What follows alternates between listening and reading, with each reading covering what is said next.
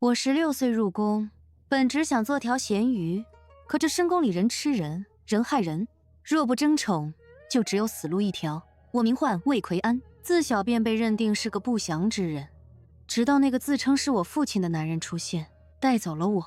他以我养父母的性命相胁，逼我入京。他们是我唯一的亲人，为了让他们活，我只能走。去京城的路很长，我坐在摇晃的马车里，脑海里全是弟妹惊惶哭泣的模样。有个婆子教我说官话，我不会，她便动辄打骂。那时候的我还不懂得什么叫隐忍，我将她扑倒在地，打得她哭爹喊娘。那是我第一次知道，暴力可以暂时止住欺凌。1个月后，马车停在了京城相府门诀，这里到处都透着一股冷冰冰的贵气。便宜爹亲自来接，手里却拿着戒尺想教训我。我折断了戒尺，告诉他，他没资格教训我。他沉默了许久，才说或许不该带我回来。我告诉他，我更喜欢乡下的粗茶淡饭，但我终究还是留在了这，成了魏家的女儿。我发现自己不过是个外室女，连庶女都不如。那个惯会装模作样的嫡姐，带着人来挑衅，我以1敌5，打得他们哭爹喊娘。那时候的我，以为拳头能解决一切，可这只是噩梦的开始。我被罚在祠堂跪列祖列宗。半夜时分，魏夫人带着人闯了进来，她狠狠收拾了我一顿。我挣扎，却毫无还击之力。吐血昏过去的时候，我在心里发誓，只要我不死，一定要这对母女血债血偿。这一年我11岁，吃了人生第1个大亏。父亲说，山外有山，人外有人。他说我可以给我荣华富贵，但我得听话。我冷冷地笑了，那就是没得谈了。经此一事，我吃一堑长一智，泼辣变成了内敛算计。接下来的5年，我读书认字，再不偷懒。我要学的东西很多，尤其是如何控制人心。我还练武，为了不再像那天一样毫无还手之力，我学会了伪装，学会了用美丽做武器。16岁那年，我终于等来了进宫选秀的机会。我知道，那是通往权力巅峰的唯一路。京城的皇宫很大，比相府还要冷，这里到处都是绝色佳人，个个心怀鬼胎。我收敛了所有锋芒，只等那一瞬间的爆发，命运的大门终于向我敞开了。我踏入这吃人的深宫，便没打算活着回去。复仇的序幕正式拉开。选秀大殿内，气氛压抑得令人窒息。我见到了皇帝，是个白白胖胖的中年男人。我生了一张芙蓉面，桃花眼。那一刻，他的眼神亮了。我成功了，他选中了我，我成了魏答应。这一步踏出，便再也没有回头路。魏家欠我的，我会一点一点讨回来。为了活着，为了他们，这深宫里的血雨腥风，我接下了。我是魏奎安，咱们走着瞧。侍寝之夜，我被摁着洗刷，像件贡品被送到龙床上。尽管早有准备，但真正面对时，才发现并不好受。我看着床顶，忍着疼痛，像一条死鱼，没有任何反应。床边还有人守着，那点羞耻心让我不敢发出一丝声音。而胖皇帝哼哧哼哧，喘得比我还要厉害。太监在帘外轻声询问：“皇上留吗？”皇上只回了一句：“不留。”我一开始不明白什么意思，直到被人摁着灌药。那是一碗撕心裂肺的避子药，我最终还是选了那碗药。好端端吃药确实难受，药力发作，疼得我在床上不停打滚。邱姑姑叹息：“若没被赐药，这次怕是怀上龙嗣了。”我失了宠是事实，成了后宫里的笑话。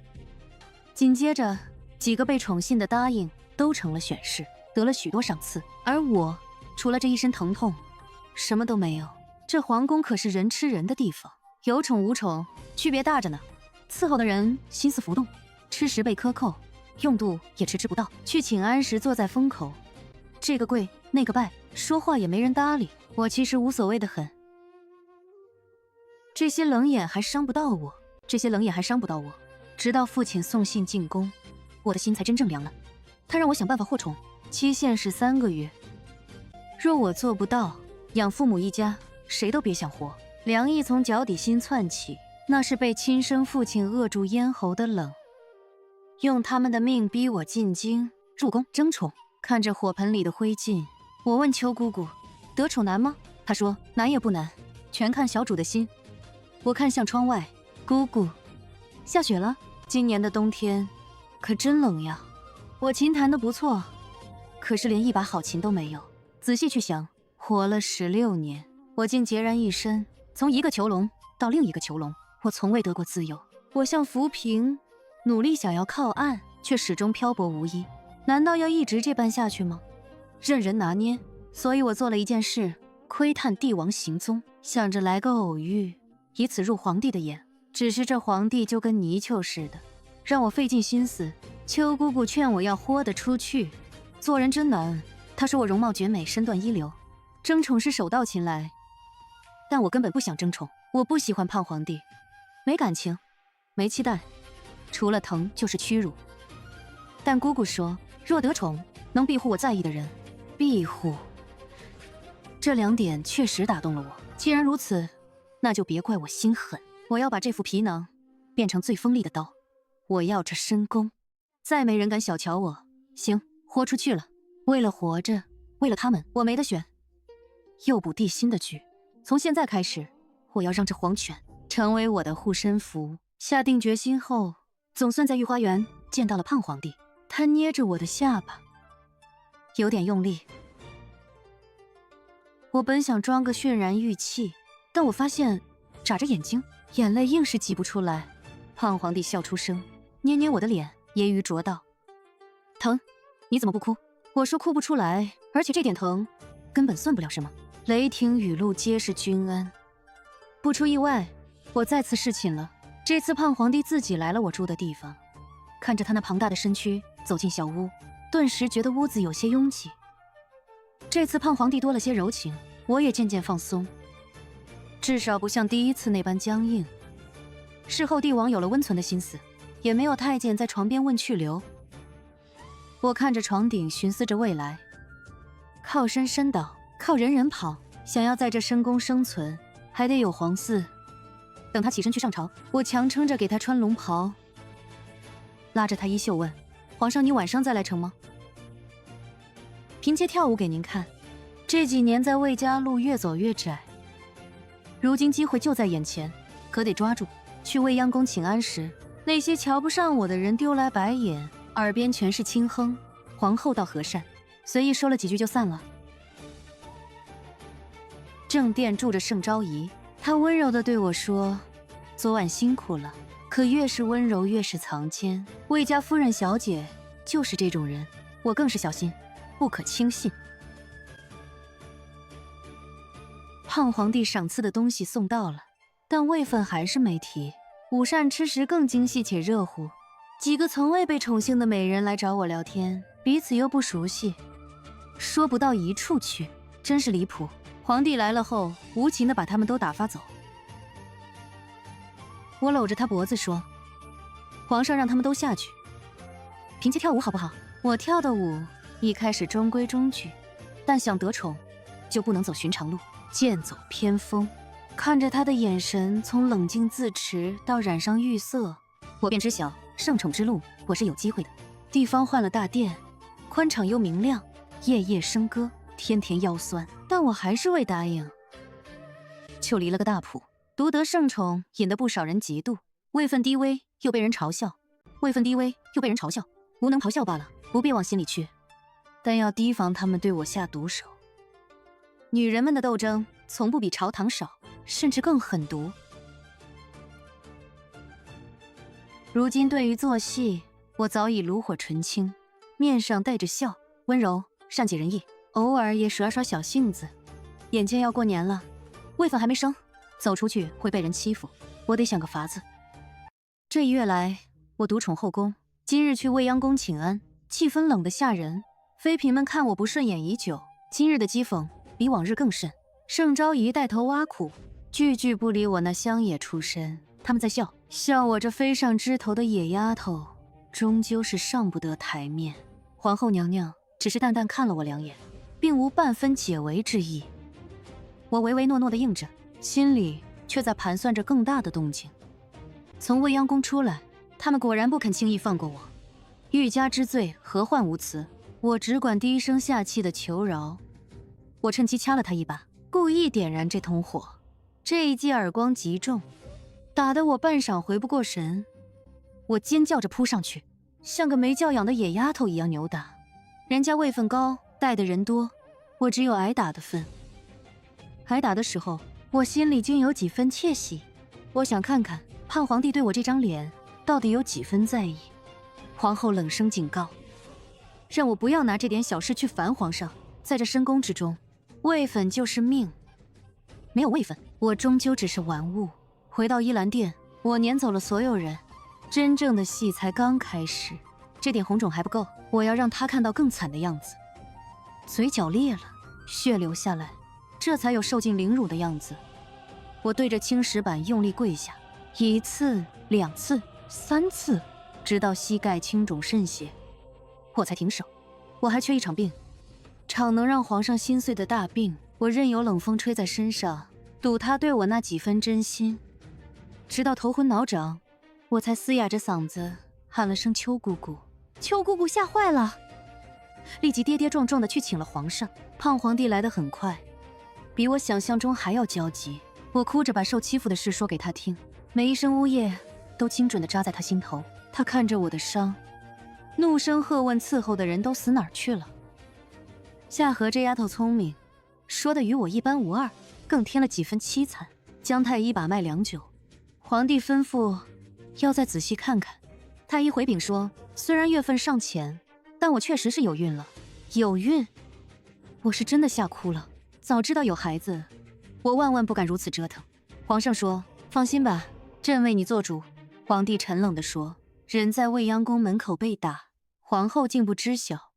这一夜，皇后的实权被分给了德妃和淑妃，她败得彻底。我病得迷糊，抱着皇上喊娘，哭诉进宫后的悲苦不自由。再醒来，我已经成了家昭仪，连跳好几级。那些欺负我的人都降了位分。禁足半年，这深宫风向变了。这场豪赌我赢了，从此我便是家昭仪，不用再去未央宫看人脸色。夏荷对自己够狠，是个可用之人。在这宫里，我需要这样的爪牙。傍晚，皇上又来了，按住我，不许动，让我好好养着。他说，也不知道是谁抱着他喊娘，哭诉过的不如意。我简直不敢相信，心里傲麻烦自己说了什么不该说的。他笑得大声，我却只想找个地缝钻进去。这一连升了好几级，也算是因祸得福了。这个孩子来的正是时候，他是我在这深宫最强的后盾。